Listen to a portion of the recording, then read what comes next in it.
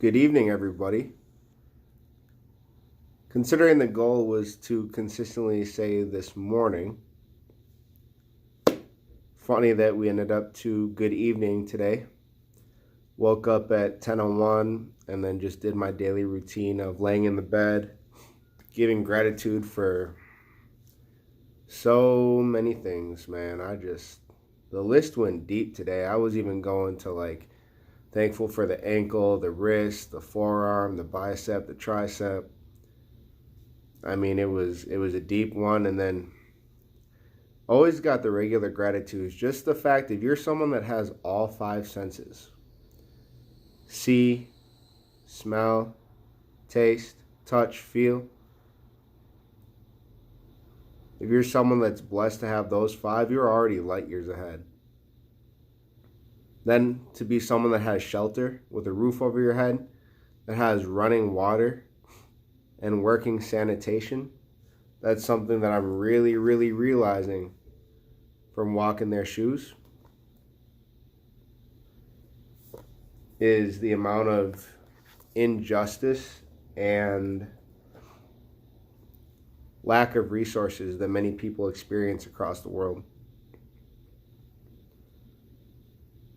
Grateful for transportation, whether that's public transportation or that's your own car. Grateful for the ability to bend, the ability to reach. Just got done putting some shots up at my school. We have one of those shooting machines where the ball comes right back to you. Could sit up there complaining that I'm in there working and sweating, or I could be grateful to have that. To be grateful to have access to a weight room. Grateful that breathing happens without knowing how it happens. Grateful for the lungs, the pancreas, the liver, the spleen, the intestines, the stomach. Grateful for light. Grateful for plants, trees, roads. Grateful for signs from the universe, signs from God. Coincidences. What is a coincidence? It's an interaction that you created through your ripple that may seem like there's no way that that could have happened for me, and yet it did. Coincidences are so fun. Right now, I don't have any that's coming directly to my mind. However, I'd be excited and love to hear what your most recent coincidence was in the comments.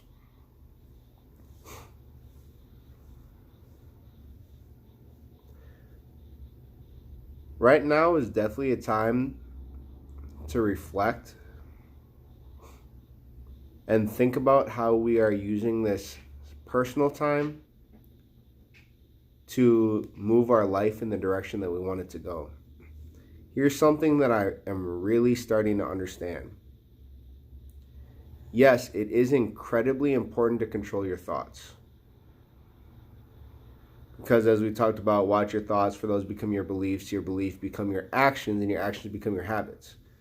However, what I'm really realizing is that if all you do is control your thoughts, but then you don't control your actions, you're not going to get any closer. Steve Harvey taught me out of the Bible that faith without works is dead. I'm someone that for the last few years has continued to grow in my faith and grow in my belief, and I have a strong amount of faith, but my works was poor.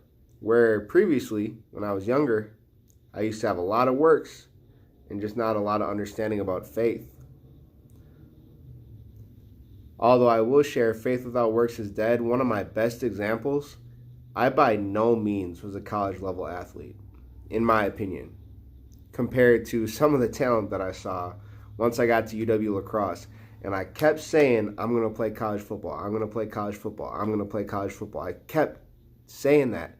And what else I was doing? I was working my tail off, man. Always in the weight room. Always doing extra. when it was track season, work out after track practice. Wintertime, getting the workout in. I actually cheered in high school. So getting my lift in there, going to practice. Because we were fortunate to have a weight training class. But I was going, working for this dream. And I finally got the invitation letter. It was crazy. I'd gone out, done a visit, met the coaches, gave them my tape. I don't even know if they watched it. I just know I emailed Coach Larry Terry so many times to get the opportunity to come out there and play. And I was really fortunate to get to enjoy training camp with him and get invited on the roster, choosing to turn that down to stay back and train and get stronger that freshman year. And then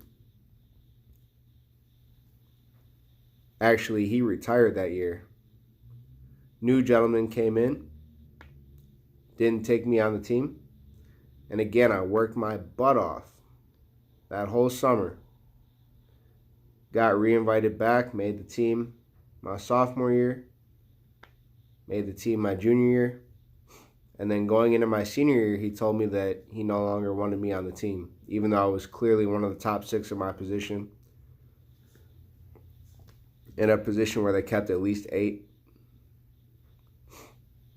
And that was tough. I've only cried 2 times in my adult life. Once after my last high school football game, and once after he told me that he didn't want me on the team anymore and that I wasn't good enough, even though it wasn't even debatable, and I told him to pull the film up, and he didn't. So what's crazy about that, though, if that didn't happen, I wouldn't have been able to go and student teach in Milwaukee because my student teaching semester was coming up next. So it's just crazy how everything interloops. And funny thing about my student teaching experience is, first I was at a school called Burdick, which was great. Kids were really chill. It was on the south side of Milwaukee over by the airport, so good neighborhood. Great way to ease into it. Then I got to Hamilton High School.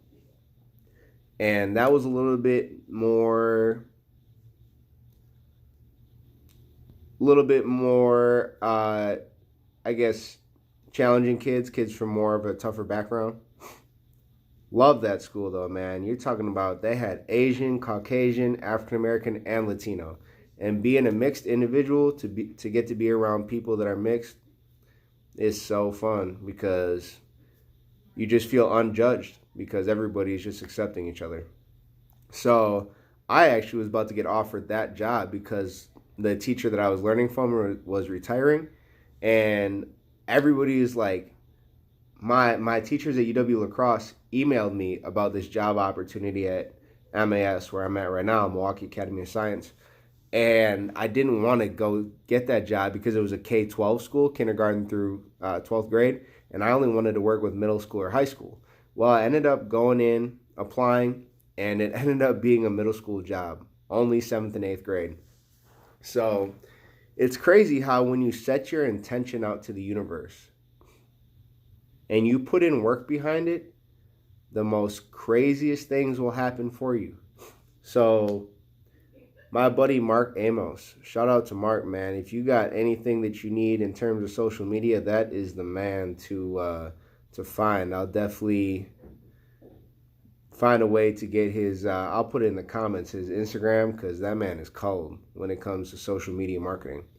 So we were just at a spiritual event called Waking Up Weekend maybe a month or so ago, and he has similar dreams in terms of mentoring kids. And he said, man, you should try to take your program online.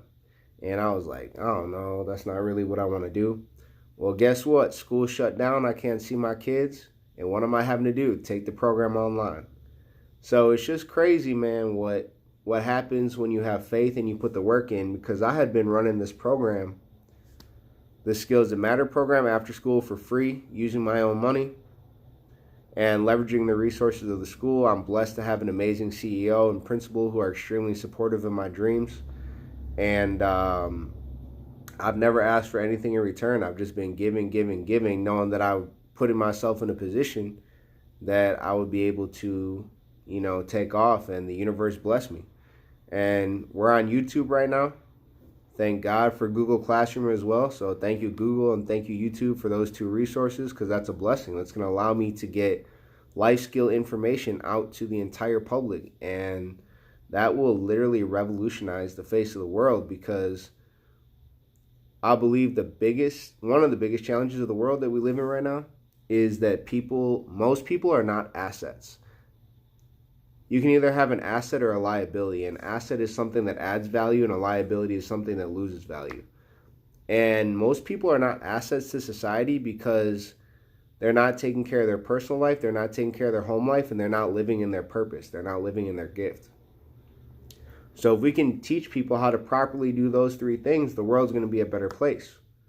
We're going to realize that cooperation is significantly better than competition.